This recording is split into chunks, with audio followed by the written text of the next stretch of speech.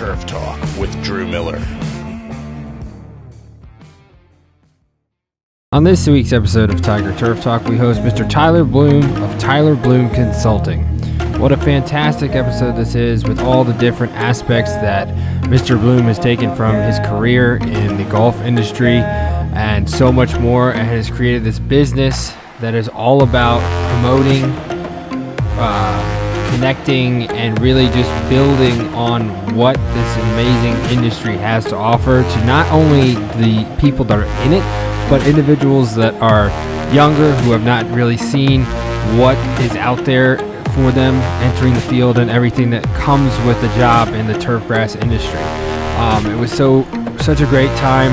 Mr. Bloom was awesome. He was such an inspiration to our kids. He has so much passion for what he does. It is definitely awesome to see someone taking so much pride in his work and putting 100% into everything he does. Hearing about different clients that he's had, including most recently the park at Central Park in New York City and Manhattan, one of the most prestigious parks in the country, and it's just really cool to see how through his work, through his time, through his dedication and education, it has all come full circle to this point, with only 10 months into his business, having such great success, and truly showing our students what it takes to be successful, and how hard work, determination, and faith in oneself can really take you far. Whether that's entering the field, whether it's starting a business, whether it's something completely off the map, it is just great to have someone who can speak to his experience and to his business, and our students be able to learn from that. So we really cannot thank Mr. Bloom enough. Kids had a blast, and we really appreciate him taking the time to talk to us. We hope you enjoyed this episode of Tiger Turf Talk.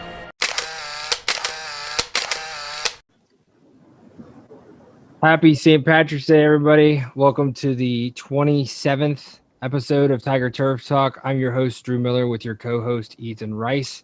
Today we have a very special guest, Mr. Tyler Bloom of Tyler Bloom Consulting. How are you doing today? I am doing just wonderful. Happy St. Patrick's Day. COVID style, certainly not traditional. COVID style for sure. Did I get the company name right, or I apologize if I got that wrong. No, you've got it. You've got it perfect. It's still it's a work in progress. It's still not probably what the end game name is, but it's a starting point. Absolutely. We're actually going to get into that later. So you reached out probably at the very beginning of our journey with this podcast. I think it was after Dr. Goatley, his episode aired, and he was the first one. So I know it's been a while, but we're really excited to have you on. And with everything that you've done in the industry, could you sort of talk about just what your business is and how it sort of came to fruition over time? Yeah, so I'm an independent consultant in the turfgrass, green, and hospitality industry, and my central focus is really on workforce development, talent management, and obviously that can go in so many different directions. But essentially, the need for good quality labor, whether at the entry level position all the way up to I call it the C-suite, the managerial aspect. I really am able to provide search and placement opportunities, leadership training, apprenticeship development. So organizations partner with me to help them develop apprenticeship frameworks, build relations within the communities, regardless if it's in I'm working in Boston, Massachusetts, all the way over to Seattle, Washington, and all the way south as far as Punta Cana in the Dominican Republic. So pretty wide ranging. And, like any startup business, it's evolving, right? So initially the thought process was I was a golf course superintendent and developed an apprenticeship program utilizing Baltimore County public schools, career and tech education programs. And we hired about 50 students over the course of 6 years, and 15 of them are now in the turf industry. And so the I guess the need or the pain point for most, whether sports turf managers or superintendents, really was, how do we get people engaged in the industry? And as I was having success with that, I started getting phone calls from GMs, superintendents, turf managers, how I was doing this. And so that's how I conceptualized this as a legitimate business model. Not to give away my entire intellectual property. We don't want to give that away. Yeah. No, listen, there's nothing snake oil about this. It's hard work. You're building 100%. relations in the community, right? So essentially a club or an organization engages with me to facilitate recruiting. And then it typically leads into, let's call it retention training. And that can be through workshops, leadership training. There's a variety of different instances, just engagements, consulting engagements. So, I started that in June of 2020 last year in the midst of COVID and a pandemic. Great year to start a business. But, I've always felt that I think the saying is innovation, innovation's the mother of necessity, something like that. I'm building something based out of necessity. And it's doesn't matter where I go, labor is a challenge, whether it's Virginia, Boston, Washington, Ontario, Canada, it's the same issue everywhere.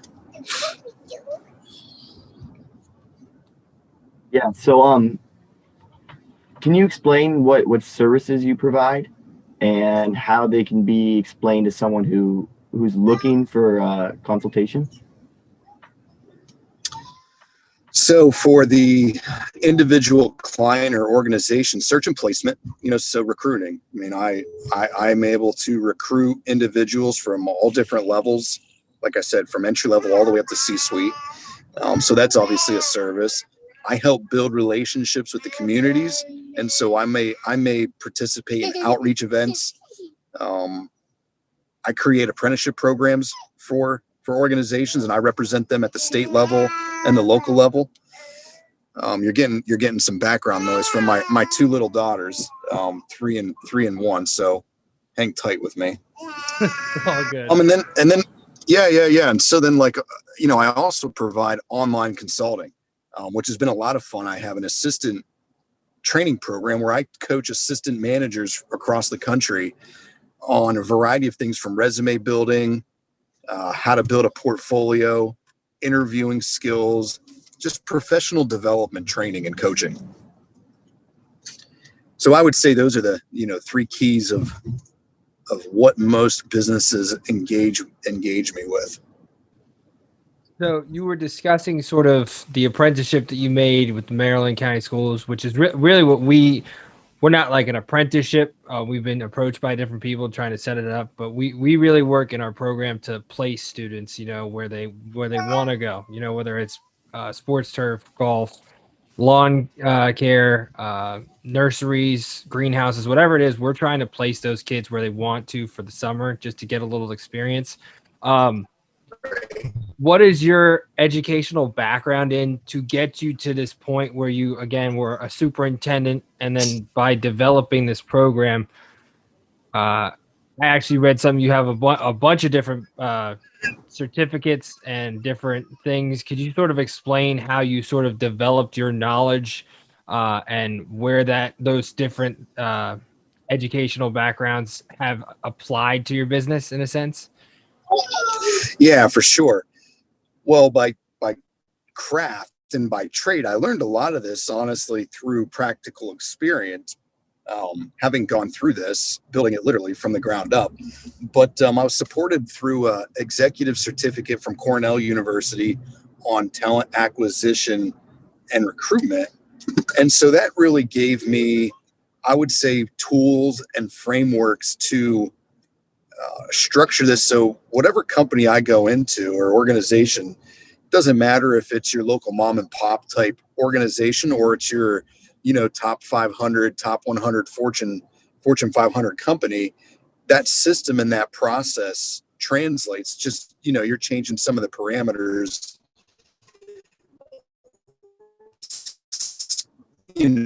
size of business. Systems are pretty similar.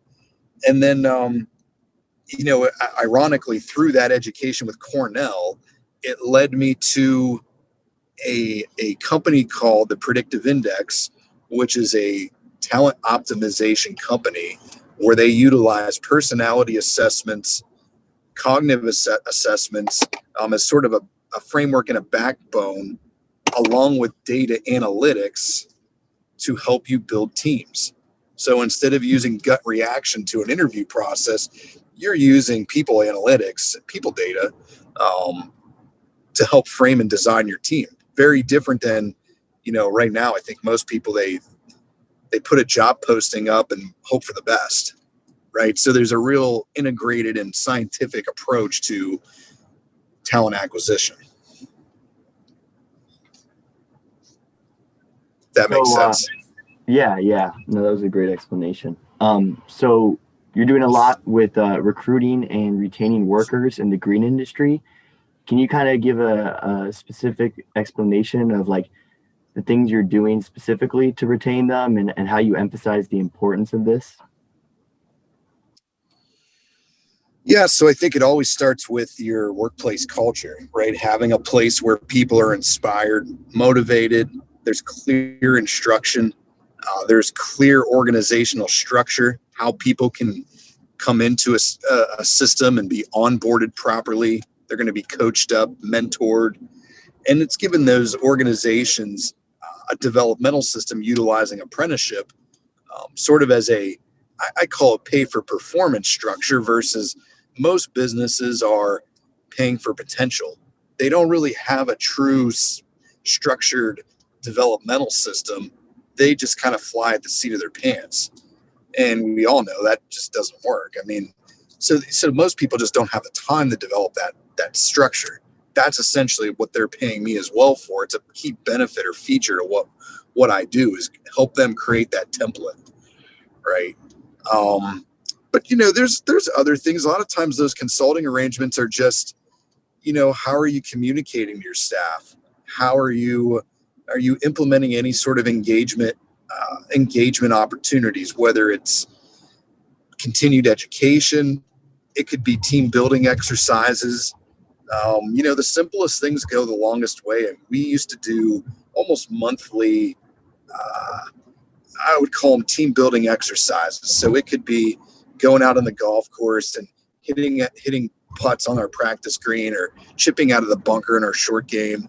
It could be bowling events, some sort of team camaraderie sort of event. And what I often find with most businesses is there's no structure. It's so ad hoc that it's hard for employees, I think, to stay committed and stay engaged if they don't feel like there's a bigger purpose than just, clocking in and clocking out.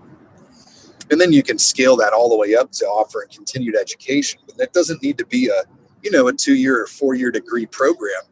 It could be something as simple as going to the Virginia Turfgrass Council, has their annual meeting. Something like that doesn't really cost a whole lot of money. But for somebody who's just engaged in the industry, it can mean a lot, right? So those are some of the simple retention strategies. I mean, honestly, it's oftentimes just based off personality, being a little bit more self-aware of how they're communicating to staff, or making sure that the right people are in the right seat and not doing things that they're just not, motivated or driven to do. So it's, again, it's a very integrated approach. Every place is a little bit different. It's never a cookie cutter approach to it. It's very customizable, but those are some of the, basic strategies. Absolutely. And we try and teach our kids that with, again, maybe it's a holiday Thanksgiving thing, and a normal year that is, when we can all bring something and enjoy the time. So again, I think that's awesome. And really, with everything that you work towards in your business and what you've done over the past year, even before then, I've seen a few things going around about, again, social media and dealing with making connections. I think it's probably one of the most what's the right word for it? Underestimated things of value to one's career is to be able to develop that network like you do for these people. What I'm sort of curious about, they are asking for your help in making these connections. How do you sort of individualize it and focus on their needs into what your normal sort of business plan is, in the sense of making those connections? How do you sort of customize it to the clients that you have? Yeah, it's really interesting. So, like I was saying, whether I'm in Boston or Seattle, Washington, um, that framework and that method, right, is the same. It's the same process, state to state, region to region, right? So that I start at the, let's call it at the state level, and then I'm able to make those connections, filter that down to it could be a high school, it could be a community college, it could be a chamber of commerce. It all depends, right? It just depends on the local region. Um, and population certainly has something to do with that as well. Like, I'll give you an example here. Located in central Pennsylvania, and my daughters are giving you animal noises, so I hope you're really enjoying this. We love it. Yes. Yeah, they love messing with Daddy when he's on the phone. Oh, what other time would there be? Yeah, exactly. Oh, it's like they team up against me. They know what they're doing. Yep. I don't think that ends. Speaking to the high school students, I think they still do that to their parents, so I don't think that'll ever end. Yeah. So anyways, like, look where I'm located at. For instance, it's rural Pennsylvania. You don't have the demographics that you're going to have in Scranton, Pennsylvania, or let's call it Bethesda, Maryland. Totally different demographic. So my focus points here might be veterans groups, and it's the local high schools. They just don't have the draw of people. But I still start at the same process at the state level and work my way down to the local area. Sounds great. And sort of, I don't know if that makes sense. No, for sure. And I love how you're talking about how, like, it's the same framework, but depending on sort of needs and sort of the space that you have in sort of capacity of people you can like reach is different based on rural versus urban type of thing. Is that probably the best way of putting it? Yeah. Okay. So yeah, and I think you've got to also look at the organization and what their goals are, right? And who they are. So for instance, I'm going to engage in a club that's, let's call it a top 100 club, is going to engage me a little bit differently than what the local private club in Berwick, Pennsylvania is going to engage me with. It's a different pool. It's a different style of work. It's a different expectation, right? So their expectations at that top 100 level club, they're looking for career-minded individuals. Typically, the arrangement is more on an assistant level, not entry-level type workers. So they're looking for me to give them guidance of how they can attract qualified, educated professional. Whereas in Berwick, Pennsylvania, they're looking for somebody who's just dedicated and okay with having to teach people, the industry. I don't want to call it sophistication level. That's not the answer, but experience level. Does that make sense? Absolutely. And perfect. So again, with all these different people you work with, and I actually saw on your website, there's a job posting for Central Park, New York City, which it's probably a very lucrative job. How exactly do you specifically make these connections? Do they reach out to you? Are you sort of maybe in like a system where people can see your business and be like, oh, maybe that's someone we can work with to find the right person to take care of, again, one of the most iconic parks in the world when you're talking about again, any state park, it's what is that sort of like for your company, and how do you go about ensuring that you have that next client in your business? It's very interesting how things having evolved, and a lot of it's word of mouth, right? So it's a connection from one person to another, and I think a lot of it comes down to one, proven results. Nobody's going to refer me to an organization like Central Park if I don't have credibility, right? And that credibility wasn't just as a superintendent; it's credibility within the business clients that I have. Whether that's, like I said, at a low end private club, or the elite level clubs, it doesn't matter. It's the same. I feel pretty good that my relationships with each of my clients is very personalized, and I'm just as invested into, the local mom and pop as I am those elite level Fortune 500 type opportunities. So it's word of mouth. And I think, I put myself out there, whether it's speaking at webinars, industry webinars, education events, certainly my internal marketing on social media using LinkedIn. Again, the power of social media. Just, somebody likes something that you post, they retweet it, they share it, somebody else friends you. It's just sort of that natural, organic referral system is really how I feel I've been able to grow my business. And again, it's not from pouring thousands of dollars into marketing. It's really about relationship management. So that's how Central Park came to me, for instance. Like, ironically, the person who referred me was somebody who I met over a year ago, speaking at a education program in New Jersey. I have no business relationship with that individual, and when Central Park kind of was, I'm going to say they were whiffing on finding candidates. They needed to find an outside source to help them, and it's not surprising to me because it's such a specialized role. It's such a niche industry that they need some outside help because it's so technically driven. And I'm surprised more and more facilities and clubs don't utilize. Again, I'm not trying to upsell myself, but there's many people that can give them guidance versus making a gut instinct reaction. So,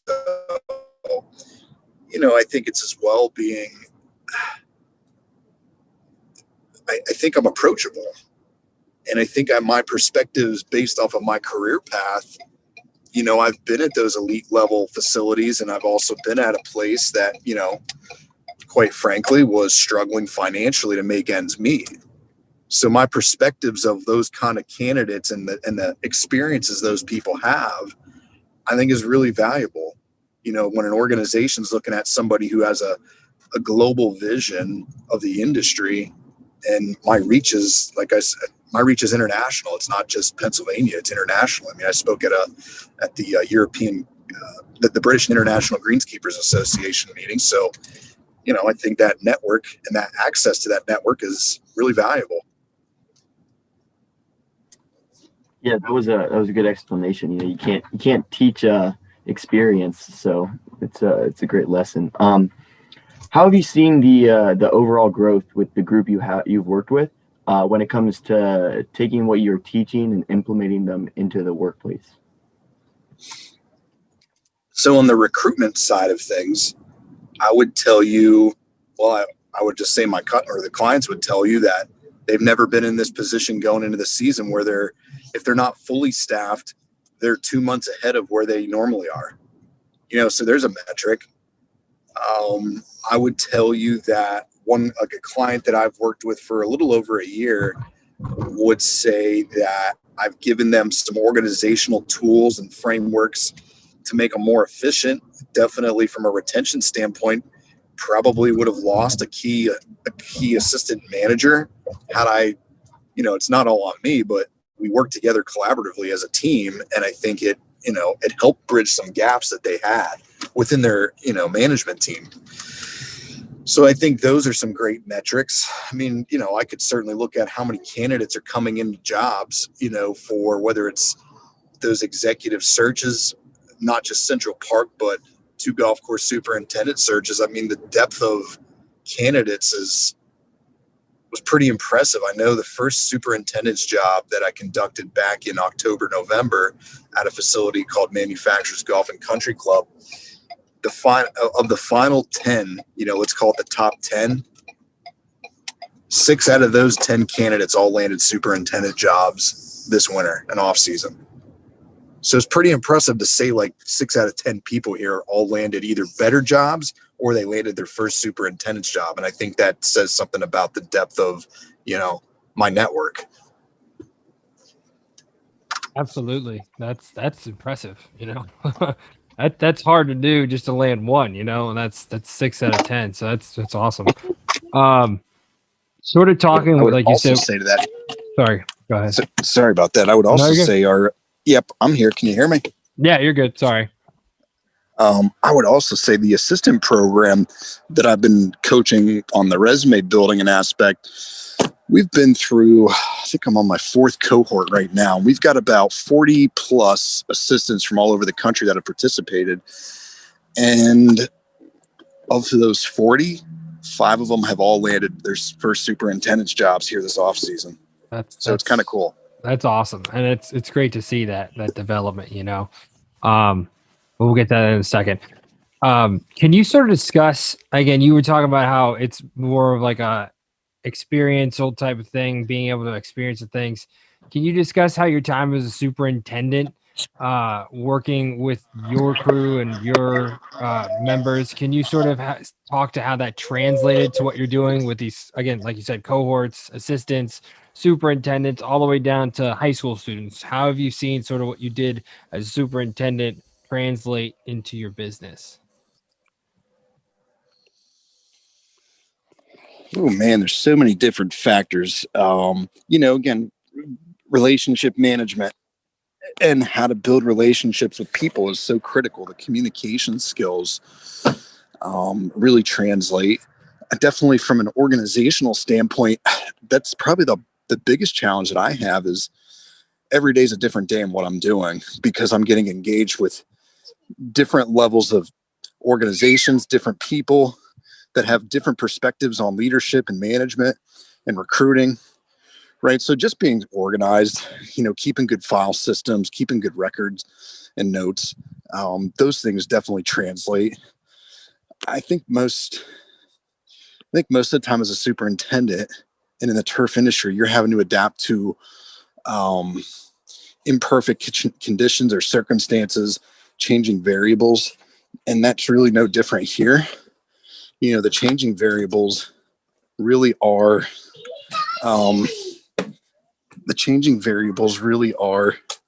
the people I work with, and it's their perspectives on things.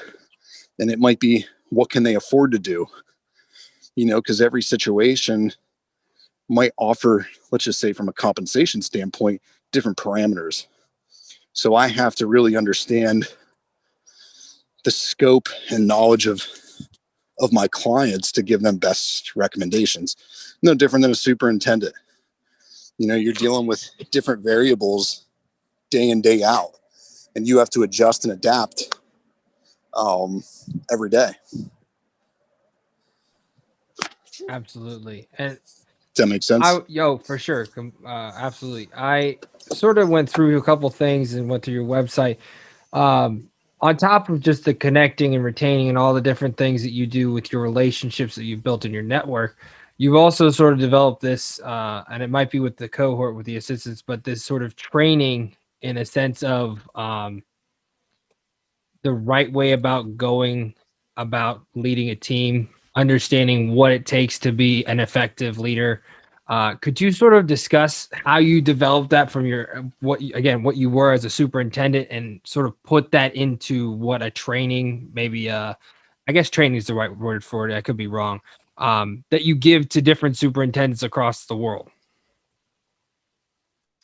Well, a lot of it all was based upon my personal experience of failing as a leader and understanding where my shortcomings were from, anything as terms of communication with an employee to setting expectations with an employee, training of individuals and understanding generational differences, personality differences, So those experiences I kind of kept up in my head for many years, and I started realizing, man, there's a lot of insight here I can give.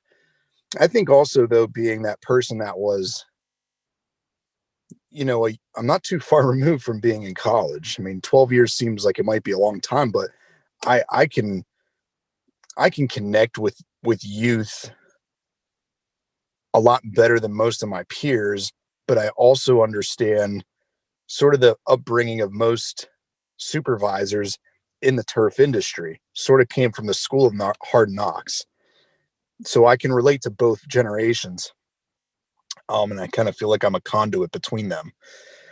So a lot of it is that personal hardship and the pain that I went through, each step of the way in leadership. And I'm very honest, and I guess you could say vulnerable, in the sense that I own my mistakes, even as a person that was trying to climb the ladder, of where I may have burned some relationships, maybe didn't make the right decisions, or maybe didn't act as professional as I probably should have in certain circumstances. So those are the things that I share with today's youth and assistant managers, because it's really critical. Like you were saying, there are a lot of shortcomings, and it's not just you, obviously, but throughout the industry, whether it's golf, sports turf, or anything related to the green industry. Um, if you could say, what do you think is probably the biggest issue that you've seen that as an industry, if we were able to overcome, we could see sort of the industry sort of blossom and grow even more than it's already started to, from what it was, say, even 10 years ago? So, that can go in so many different layers. I'll take it from this angle.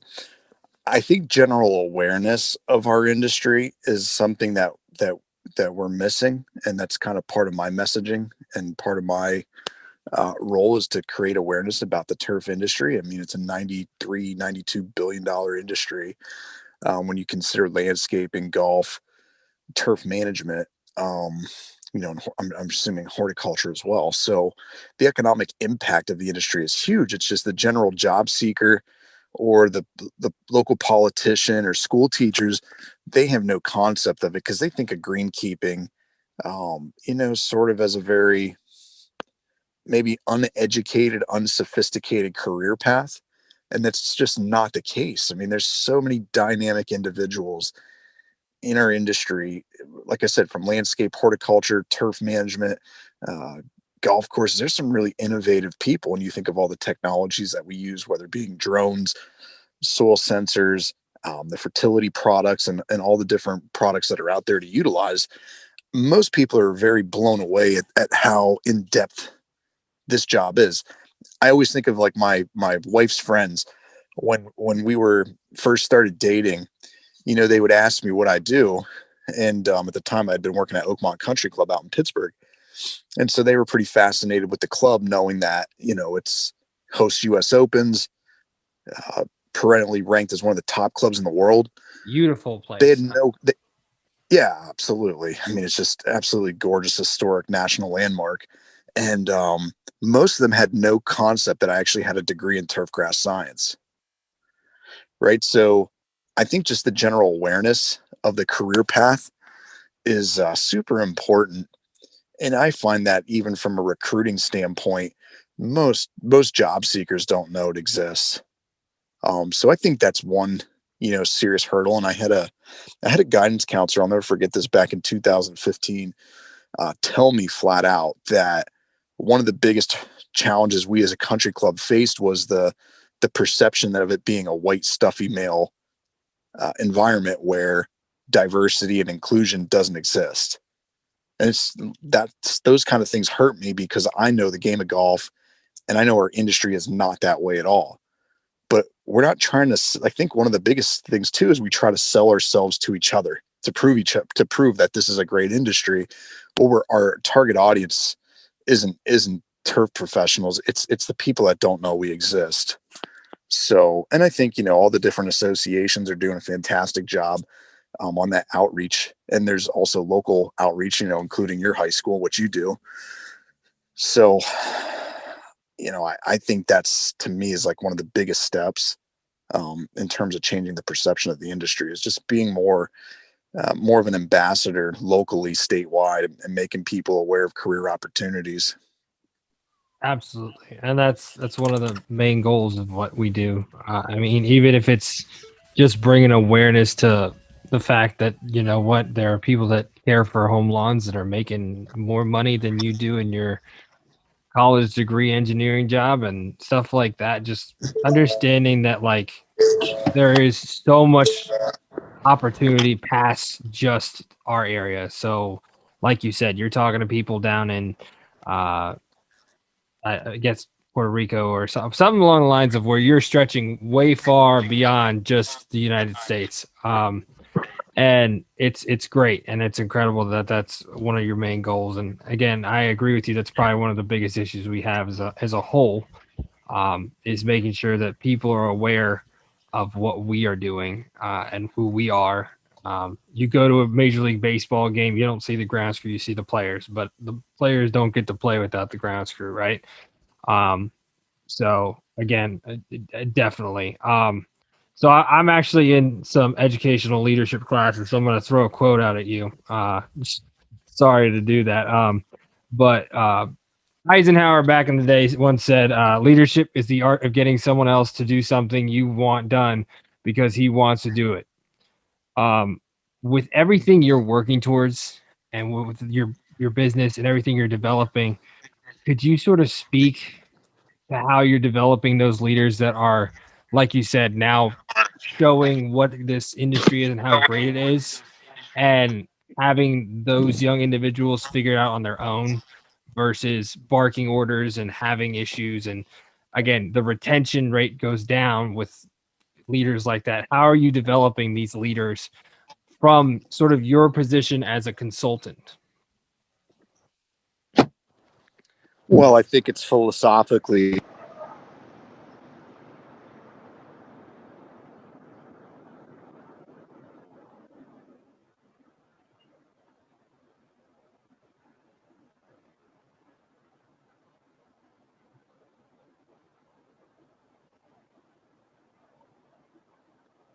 We're on.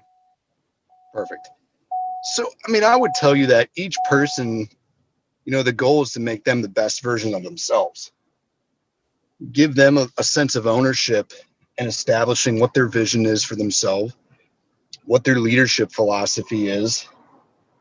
Really try to extract from them what their individual motivations are, and understand self-awareness, because you have to know yourself better than anybody.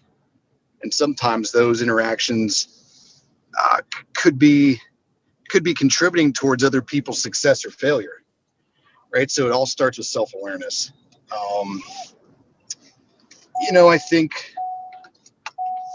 think there's something to be said. There's a lot of really good leadership examples. I try to, again, instill ownership of who is it do you aspire to be, right? So for me, like, I'm a sports guy. I love sports. And so the people I look up to as sort of a mentor that I have no relationship with, but I look at a guy like Nick Saban. I might look at somebody like a Bill Belichick. It can be someone like that. It might be a personal friend, a mentor in the industry. And those mentors change, right? So when I was in college, I aspired to, work for a pretty elite group of superintendents, Mr. Paul Adshaw, Matt Schaefer, Russ Myers, John Zimmers. Those were sort of my early mentors. And then, you grow, you evolve. My mentors changed. When I became a superintendent at Sparrows Point, my mentors were a guy by the name of Dean Graves. And I was fortunate to develop a relationship with another gentleman named Armin Sooney. Armin Sooney is a search executive for Copland, Keebler, and Wallace. So those gentlemen had major influences each step of my career. And they, I've always aspired to, like I said, just be the best version of myself. And I try to share that same insight with other people. Hopefully Yeah, that's helpful. that's great. So you just brought up Sparrow Point actually. Could you kind of talk about your time as a superintendent there, just like your day to day and what kind of an experience you had? Yeah, I mean, great memories. I cherish those relationships and all the learning experiences that I had there. I was 27 hole facility, and when I left there, I was the director of grounds and facilities. So I oversaw, the 27 hole golf course day-to-day operations, and then also facilities maintenance, mostly on the coordination standpoint. So if things needed to be repaired, replaced, updated, I would help coordinate, whether it be in contractors, our own internal team, work orders, things of that nature. So again, very dynamic role. I kind of looked at myself as more of a coordinator than I was, a hands-on superintendent. While I had to be at times, I definitely felt like I was more of like a central coordinator, and I had a good team underneath me that really could implement the day-to-day operations. Sort of going along with that, and obviously the coordinating probably helped you get prepared for something like this.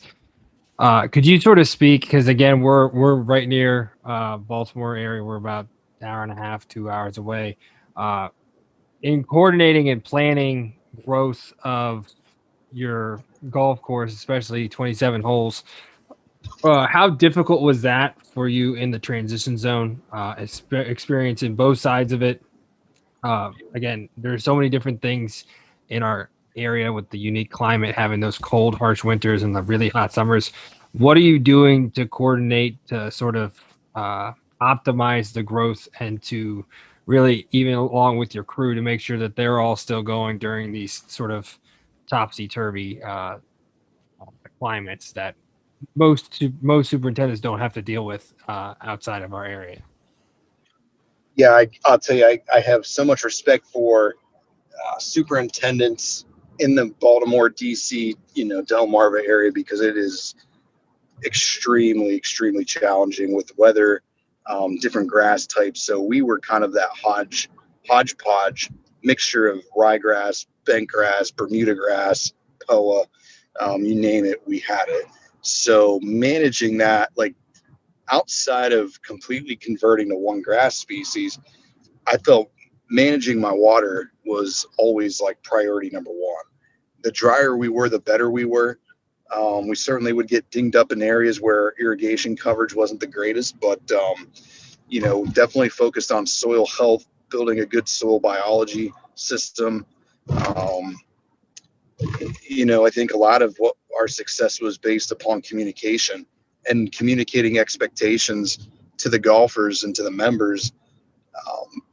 Our challenges, like not running from it, just hitting it straight on, being direct about it, and accommodate as best as we could. There was infrastructure challenges with the property that were out of my hands. It wasn't fertilizer and fungicides weren't going to fix 20, 30 years of, I don't want to say neglect, but neglect. You can't overcome that. But what you can do is try to still provide the best experience you can by maximizing things like making sure you're mowing frequently, changing cups, your cups are straight, your attention to detail throughout the property. There's not, heavy weed infestation. You don't have areas that are unmowed or unkept. And then on the staffing side, it's kind of what I talked about earlier is, finding time to connect with people, regardless if it was 99 degrees or it was 35 degrees, right? Making sure that we were very intentional about that and setting that on a schedule, not where it was so scripted, but you had something to look forward to. And I think that's oftentimes like people fall asleep in the summer and don't think about our people, but without our people, you can't implement business strategy no matter what you're doing. Yeah. So what kind of practices did you use from your organization as a superintendent, and how were you able to measure the impact it had on your crew on the course? Great question. Well, I should have been using engagement surveys with staff and just getting a real pulse on if if people were aligned to the goals, if they were happy. But what I did do, I think, was I was pretty frequent with communication. Just having if you're out on the golf course, kind of coming through, checking in on things, seeing how the progress of the mornings are going, just stopping and saying hello, engage with people. Like, that simple tool. It's nothing of, scientific or over the top, but it's just so simple things like that. I mean, again, attention to detail, you can see it. If the staff's engaged and if they're, on point, your attention to detail is a lot better. If they're disengaged, then they're thinking about things outside of work. Their pride kind of drops. So, and that can be done in so many different ways, but just sometimes just interacting with people and asking them how their day is, what they have going on outside of work. Performance on the golf course, I mean, we measured using technology, whether it's the moisture meters, keeping good records of stim meter readings. We would do our soil testing, fertility testing, things like that, to measure, make sure that the health of the golf course was always, optimal. Absolutely. Definitely. We've had a few superintendents on, and it's insane how much they have to deal with on a given day and use of technology and everything. It's really awesome. So I'm curious, again, you were saying you were the director of all 27, again, everything. What made you do didn't make you, what was your decision-making process transitioning from something with a job like that into your business and sort of going all the way in on the business side with everything? I mean, it's a risk, but at the same time, you had to have a understanding of everything before doing it. What was sort of that decision-making process for you and making that jump? Truthfully, I didn't see myself in Baltimore long term. And I always felt like there was something on my shoulder that was tugging me and pulling me and saying, we want to get back to Pennsylvania. It's where we were from. Central Pennsylvania doesn't really have the depth of quality golf courses that I was looking to maybe take that next jump at. And it's not that there's anything wrong with that. It just wasn't where I saw myself as being a superintendent. So part of that as well was I kept coming up short on superintendent openings. I was like a bridesmaid, second best runner up six or seven times. And it was so frustrating. And I don't know, I kind of hit a crossroads where it was like, all right, if I'm going to go to that next level club, I might actually have to take a step back and go work at a premier facility, because again, no disrespect to Sparrows Point. I love it. Great people, great membership, certainly cherish my time there, but Sparrows Point doesn't have the name recognition or the pedigree, that some of these other clubs had, and guys that were getting those jobs and women that were getting those jobs were coming from, name recognized places. And to sit here and say that doesn't have influence, I would be, I'd be naive. So it sort of was like, for me, there was no risk in jumping into what I was doing, because I really planned it out. Like I knew that things would evolve. As with any business, there'd be sort of a trial and error period. I kind of knew what my bread and butter would be, but to get to where I'm at now, might take some trial and error. I never saw it as a risk. I know certainly my parents did. I'm sure there was many people out there that probably thought, what the heck's this guy doing? I believed in myself. And I think that's also like one of the key things that I learned as being a superintendent is you got to be confident in your abilities, because you got members, you have people who are constantly beating you down. You might have staff that question, your decision-making, and I believe in myself, and I always have. And if you don't trust yourself and you don't believe in yourself, you're never going to be successful.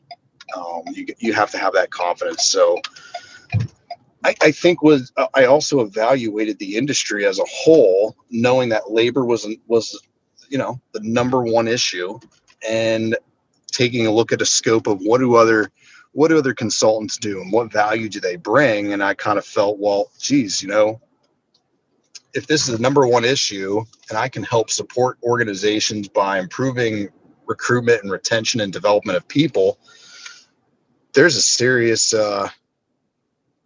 opportunity here for me.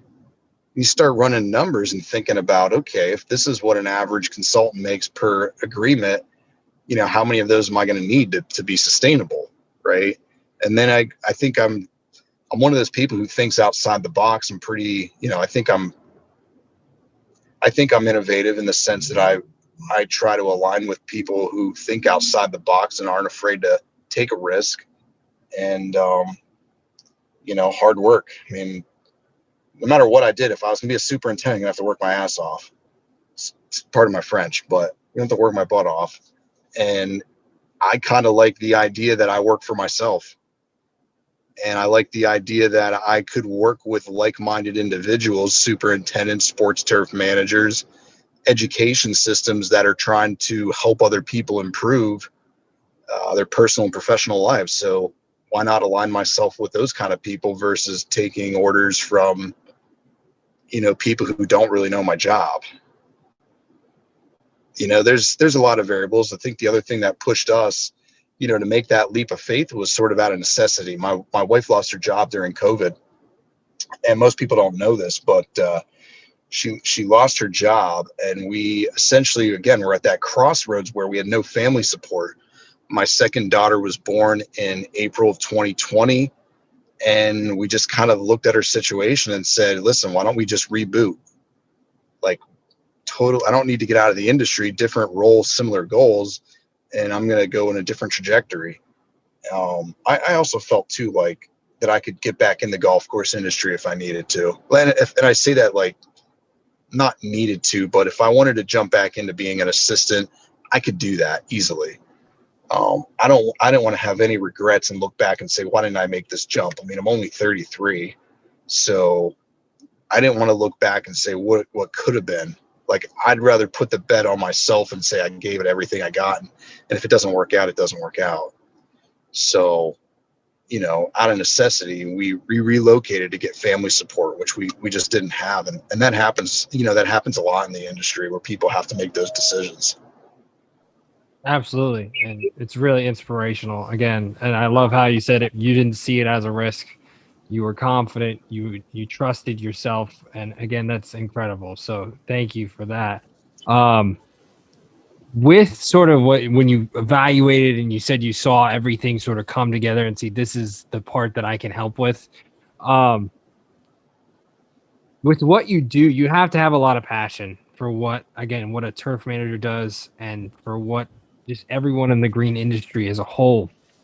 Could you sort of speak to where you first got that passion and how it came to the point again where you started to pursue jobs in the golf industry, and again taking that leap and seeing that I'm extremely passionate about this. This is how I can help what I love, and again create this consulting company.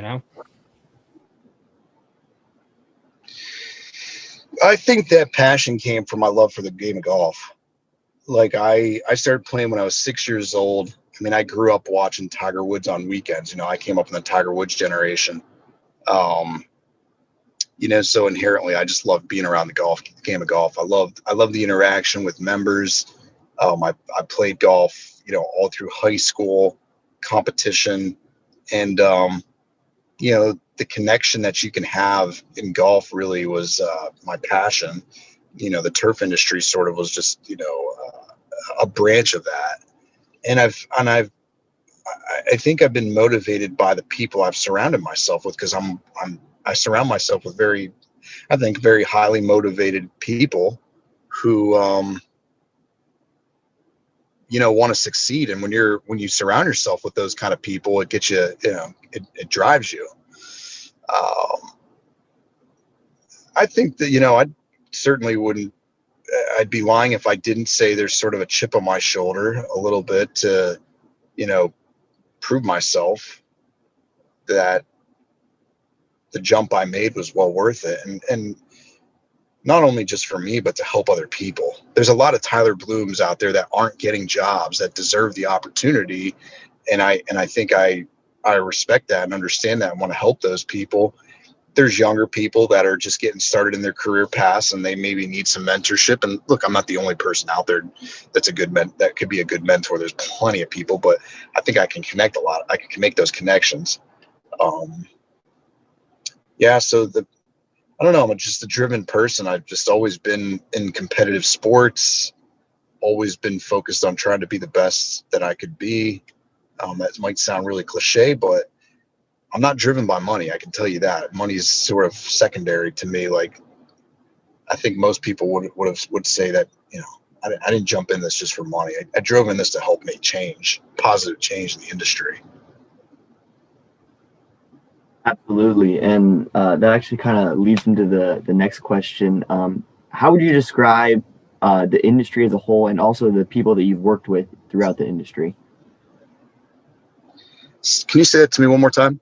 Yeah, sorry. How would you describe the industry as a whole and the different people you've worked with and who you're working with currently?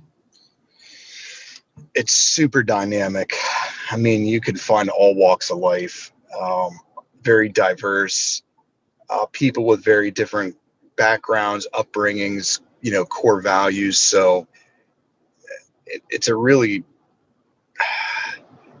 pretty dynamic industry in that you can build relationships and connections with people all across the world, through the turf and golf industry, sports turf community as well. It's really a community.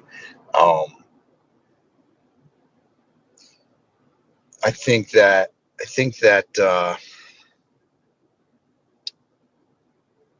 man, it's a great question. It's just a very passionate, people take their jobs very seriously, very personally at times. Kind of say, like, you can catch the turf bug, it's kind of like, I hear that phrase oftentimes. There's just something like infectious about it, right? You get involved with it, and whether it's the continued education, people want to help and support people and see them succeed.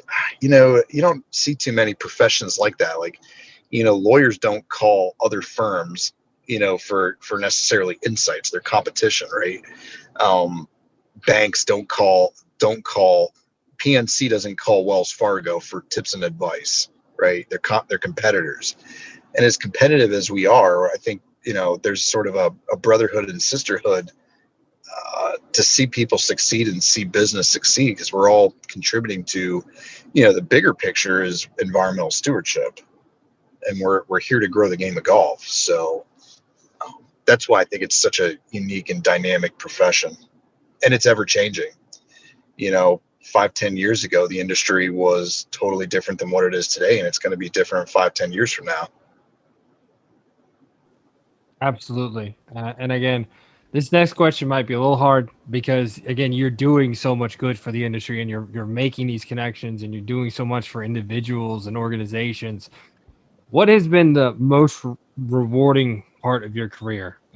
Again, that doesn't have to be during your consulting time. It can be during your superintendent time. Whatever is the sort of the pinnacle, little golf ball term there, of what you have achieved in your time in the industry.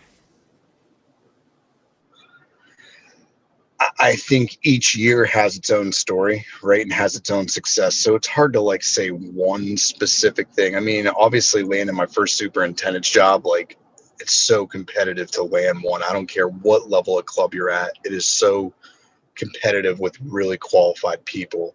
That was certainly a highlight. I think being involved with all the teams that I've been around, from an intern all the way up to, superintendent, now the teams that I'm involved with, like in my consulting, like, it's certainly a privilege. I'm honored to say I worked with 30 of my coworkers are now superintendents across the country, people that I worked in the trenches with. I don't know many people that could say that. Right. So the reach that I have and the network of people, like, literally I worked side by side with, not, peers, people I worked hand in hand with, are superintendents at some of the best clubs in the country. That's pretty rewarding. I would say from, this as a superintendent, anytime a member, I guess, walked away having a great experience. Each one was kind of special, in a way. I think from a staffing perspective, try to make an impact on young people and share my insight of my, like I said, my failures and successes, and seeing them have successes, like super rewarding. Seeing people now who have, they're struggling with this labor aspect, and it's not due to lack of effort or due to maybe, being a poor manager. It's just, it's hard to recruit people. Like seeing them happy, that they're getting people engaged in the industry, I think is super rewarding as well. So it's really, really hard to define just one thing. Yeah, it's all been great experiences. Definitely the relationships are the pinnacle, though. I've just been so fortunate to, one, have been mentored by really good people, and two, work with really awesome, awesome teammates, and then three, just kind of building a community around me right now. Yeah, that's really great. So if there's something that you could tell yourself just starting off through in the industry that you think would help in your career and better prepare you for your job, what would you tell yourself? Listen. Listen more than speak. I would just say to be patient. Like it's a marathon, not a sprint. And just be a good teammate, be a good person that, you want others around you to have a positive experience. Keep your mouth shut early on. Don't pretend to have all the answers. Keep your mouth shut and learn.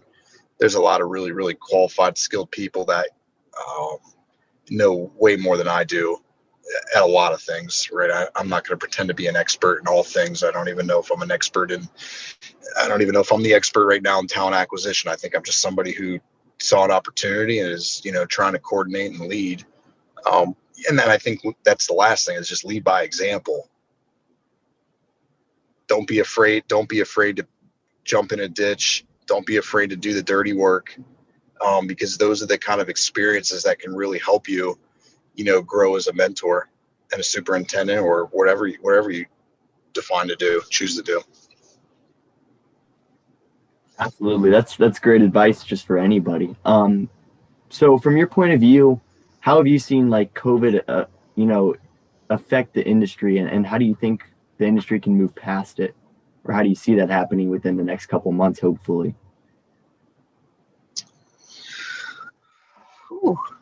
Well, I mean, I think for the golf industry, COVID's been in some ways has been a great thing, because it's driven people to get re-engaged with the game of golf and recreational sports. So I think it's actually been really good.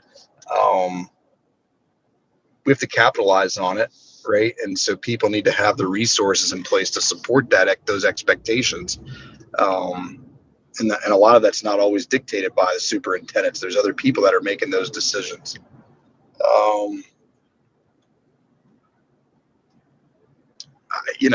I'm just thinking of things positively. I guess recently I haven't really thought about the negative consequences of COVID, because all I hear pretty much everywhere I go is all on the positives, that rounds are up, golf isn't good, recreational sports, being outside is positive. So, just capitalize it, use that message, back to like creating awareness. We need to jump on this opportunity to really spread awareness about the benefits of turfgrass management as a whole. Absolutely, yeah. I think there's been a lot, and it's funny because I actually didn't golf during COVID, which is weird. But everyone I know is going back to the courses. Everybody's like, "Oh, I haven't done it in so long. It was the only way to get out of the house," stuff like that. So it's definitely been a huge uptick in play, which is great. So here's the big question: what is your aspirations for your business? Where you want to be? And I go, this is like the typical question in an interview. Where do you see it going in 10 years, in 5 years? Where do you see it going from right now, here today, talking to our students even, where do you see it going, and sort of what is your plan moving forward without giving us the good stuff, you know? Financially, how about, is that what you're looking for? Like, No, just yeah. like, do you plan on growing it? Are you going to try and add maybe a couple people to your staff? Is it going to be, again, sort of what you're doing now? Just sort of moving forward, do you see this growing into something even bigger than what it already is? And it could Oh, be no, financially, it could be whatever yeah, you want. Just sort of, what are your hopes? Seeing where you're at now and how it's grown so much, even since yeah. pretty much less than a year, you know? Yeah, I've actually hired two people that are more of like back end support, for me. They do administrative type things. They help out with marketing, things of that nature, and they're not full time employees. It's contract or part time engagement. So right now is making sure I've got the foundation to be successful, not only for my customers, but, business growth. Like, there's got to be time spent on marketing, strategic planning. So right now I'm really trying to make sure that I set a great foundation because, yeah, I want to scale this nationally. Like, I don't want to be, I didn't get into this to be average. I got in it to be the best. Like, if you go on my company website, I've put in there, my vision statement is to be the most trusted resource locally and globally in relation to talent strategy and talent acquisition. So to do that, you've got to have the right setup, the right foundation, and the right ecosystem in place to be able to scale a business. Um, I think each individual client relation is personalized, and for each of them, we want to define their success story, and we want to give them tools that are sustainable, not just, I'm not snake oil. Like, this is not quick rich. Like, it's not a quick rich scheme, because it's a lot of work that's got to be put into place to build those relationships and trust. Not even just from the client standpoint. I'll be honest with you, the trust is really on the candidates and those relations. High school is not going to engage with Tyler Bloom if they know that my business partner isn't teaching and isn't mentoring. So there's a lot of emphasis on what I do and empowerment into those business partners to make sure that they're actually going to spend the time teaching and coaching. Um, so where is it 10 years from now? I think I was pretty clear on what my goal is. Um, I didn't get into this. Ironically, it's interesting. I conducted those executive level searches. I didn't get into this to do that. It sort of just happened naturally. Like, those connections just sort of happen naturally. So, I'm probably more vision oriented than goal oriented. And whatever kind of comes up along the way, it's probably going to be outside of golf too. Golf will always be sort of my bread and butter, and turf will always be my bread and butter. But I think using golf as and turf management sport as a center point, everything that I do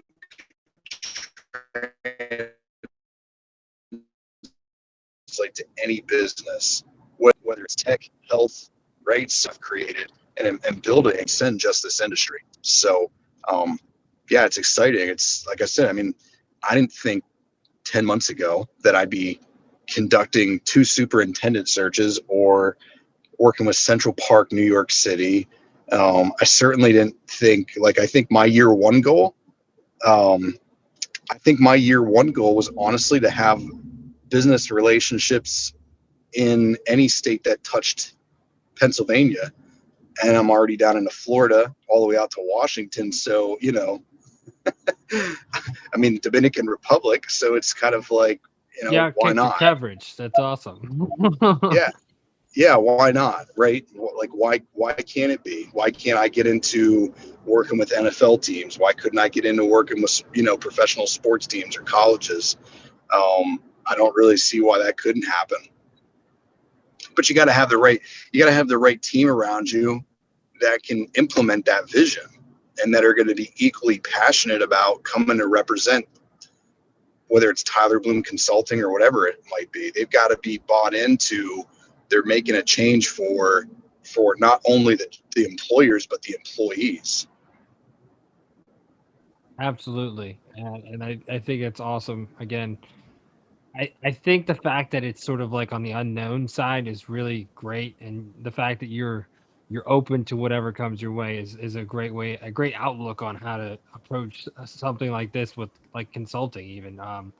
And I'm sure it'll be bigger and bigger every single year, and that's what we hope for. So, Yeah, I appreciate that. so we sort of wrap it up same way for each of our podcasts, because since this we have all of our high schoolers here, we usually ask, do you have any words of wisdom for our students, sort of going forward in life, heading out the door, graduation, walking across that stage, sort of like the what's next. We have ranging from seniors to freshmen in here, and again, seniors, you're right at the foot, you're right there. So anything that you would say, just best advice going forward and entering sort of the world, whether it's college, job, whatever. Like you said, college isn't necessary, but like, what would be your best words of advice for them? Wow, there's a lot of really cool information that I've been, that has been motivational for me. But I think like get really clear on what your core values are and what's important to you. You define your success. You don't have to follow the script or the path, the conventional pathway. Um, don't be afraid of failure. Like I fail every day, but I go for it every single day. There's not a day that I hold back, so I'm not afraid of failure. Um, and I think that's important to get comfortable with that aspect. And my my credo for me is pursue excellence in everything that you do, not just professionally, but life, your engagements with your family, your friends. Constantly strive to be better at what you do every single day, and things work out really, really well. Yeah, I'd say that those are some pretty good nuggets to leave off. Absolutely. I just want to say thank you. Um, your passion really is inspiring, and just sort of your whole story. It's been so great for the kids to hear. And we can't thank you enough for taking the time, especially with the setting you're in and taking the time during that kind of setting. We really do appreciate it. What do you guys say? Thank you. Thank you so much. Thank you. Yeah, appreciate the opportunity, and just love what you're doing for the industry. I mean, I think it's so cool that what you've developed there, and each one of you should have significant personal pride. You have the industry. You have the industry that's really watching this program and what you've done as a model of how to do this in other areas of the country. So should be extremely proud of what you've done. We really appreciate that. And again, with all your help, we really do. Uh, we try to strive to be better each and every day, just like you and your business. So again, we can't thank you enough.